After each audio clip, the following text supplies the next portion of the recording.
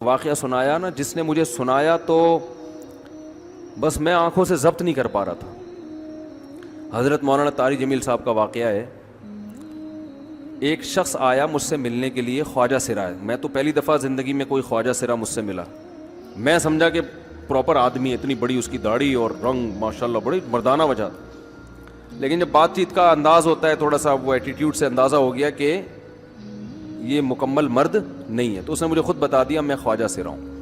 میں نے کہا بھائی ہم سے ملنے کے لیے کیسے آئے آپ، اتنی بڑی داڑھی آپ کی۔ اس نے اپنا جو واقعہ سنایا نا، میں 3 دفعہ وہ واقعہ سناتے ہوئے رویا ہوں، اور جب وہ سنا رہا تھا اس وقت میرے آنکھوں سے آنسو نکل رہے تھے۔ اس نے یہ ابھی بھی میرا بیان سنتا ہے وہ، اس نے واقعہ سنایا کہ میں جب پیدا ہوا تھا نا تو میں خواجہ سرا تھا۔ گھر میں ایسا بچہ پیدا ہو جائے والدین کی طرف سے عزت نہیں ملتی۔ جب 10-12 سال کا ہوا تو نہ بھائی مجھے عزت دے رہا ہے اور نہ میرا والد مجھے عزت دے رہا ہے۔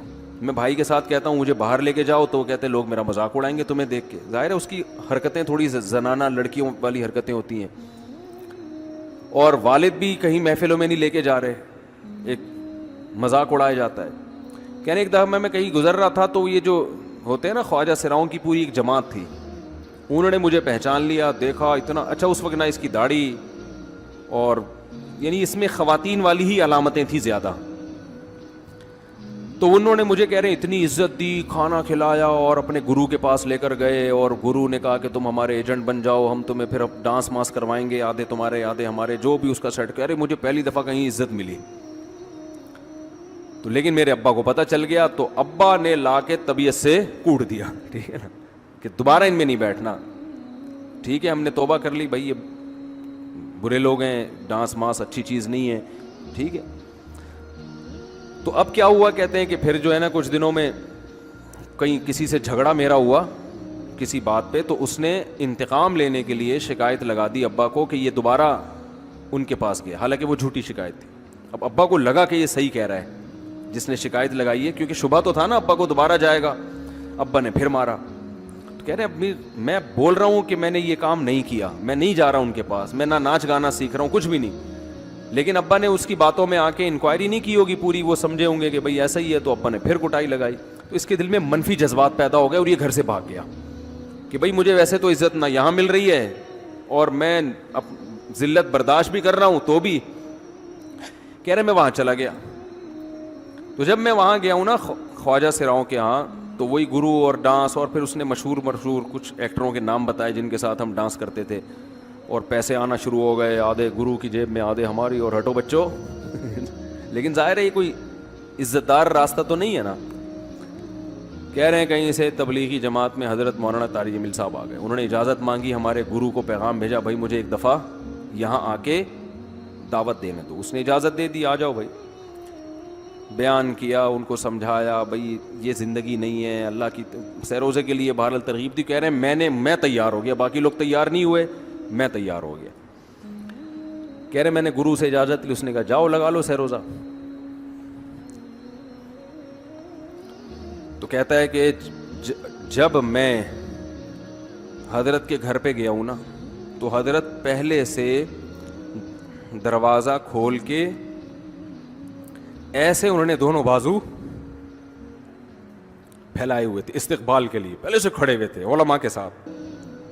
کہتے اتنے مشہور آدمی، اتنی بڑی سیلیبریٹی، اور اتنے بڑے بڑے علماء، ان کی پگڑیاں، ان کے اتنا خوبصورت لباس، جو خود عزت دار لوگ ہیں، کہہ رہے ایسے جو ہے نا میرے استقبال کے لیے دونوں بازو پھیلا کر کھڑے ہوئے، اور ایسے مجھے بیٹا بنا کے نا اپنے سینے سے لگایا کہ تو میرا بیٹا ہے۔ کہہ رہے خدا کی قسم مجھے زندگی میں پہلی مرتبہ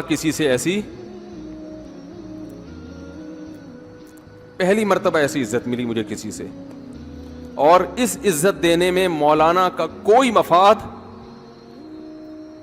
بولو بھائی، کچھ بھی، بلکہ ذلت ہو گئی نا۔ لوگ کہتے ہیں خواجہ سرا کو بیٹا بنایا ہوا ہے، اور اس وقت تو اس میں بیچارے میں کچھ زنانہ سی علامتیں بھی تھیں، تو خواجہ سرا کو کیا دے رہے ہیں، عزت دے رہے ہیں۔ کیا کسی تاجر پہ محنت کرو تو تھوڑا چندہ دے دے گا مدرسے کو، ایسا ہی ہے نا، اور کسی افسر پہ محنت کرو تو تعلقات کیا ہو جائیں گے، جب وہ دین پر آئے گا تو اس سے کیا فائدہ. اس کو تو باپ ایسے ان لوگوں کو ریجیکٹ کر دیتے ہیں, بھائی اپنانے سے کہہ رہے مجھے یہ اپنا رہے ہیں, ایسے سینے سے لگایا انہوں نے, اور مجھے سہروزے کی جماعت میں اپنے ساتھ لے کر گئے, کھلاتے تھے, بڑا خیال رکھوایا میرا. کہہ رہے اس کے بعد پھر میں نے گرو سے اجازت لی, وہ گرو چھوڑتے تھوڑی, ان کو پیسے ویسے دیے, جان چھڑائی نا, وہ بھی غلامی کی طرح نکلنا پڑتا ہے, پیسے دیے پتہ نہیں کتنے لاکھ یا کتنے ہزار روپے, وہاں سے پھر نکل کے 4 مہینے اس میں بھی خیال کیا. تو پھر تبلیغ کے بزرگوں سے ملا, پھر انہوں نے پورا مجھے بتایا کہ بھائی تم یہ علاج کرو تاکہ تمہارے اندر یہ زنانہ علامتیں ختم ہو. تو وہ علاج کر رہا تھا ماشاءاللہ, اس انجیکشن لگے, انجیکشن میں ڈاکٹروں کی بھی مدد کروائی.